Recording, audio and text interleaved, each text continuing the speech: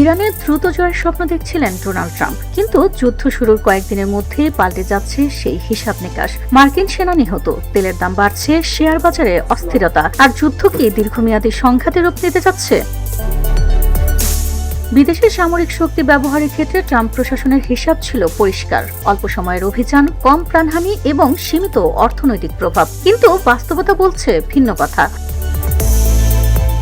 যুদ্ধ শুরুর প্রথম দিকে নিহত হয়েছেন 6 জন মার্কিন সেনা। উপসাগরীয় অঞ্চলে যুক্তরাষ্ট্রের মিত্র দেশগুলো হামলার মুখে পড়েছে। এদিকে তেলের দাম বাড়ছে, বিশ্ববাজারে দেখা দিয়েছে অস্থিরতা।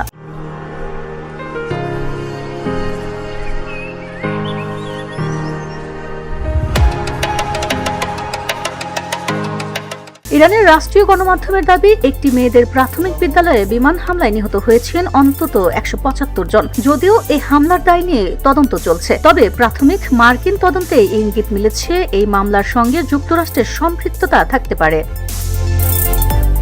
এখনো পর্যন্ত ইরানের ভেতরে মার্কিন স্থলবাহিনী ঢোকেনি, তবে সেই সম্ভাবনাও পুরোপুরি নাকচ করছে না ওয়াশিংটন। মার্কিন প্রতিরক্ষা মন্ত্রী পিট হেগসেথ বলেছেন, সংঘাত থামছে না, বরং আরো বাড়ছে। আমরাও গতি কমাচ্ছি না, বরং আরো বাড়াচ্ছি। আরো বোমারু বিমান ও যুদ্ধ বিমান পৌঁছাচ্ছে।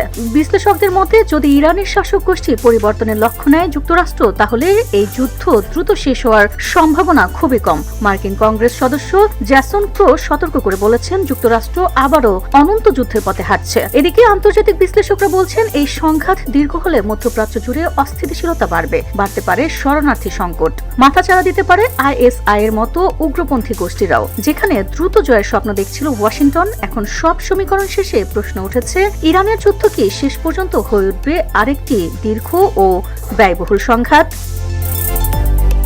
VOD Bangla news desk.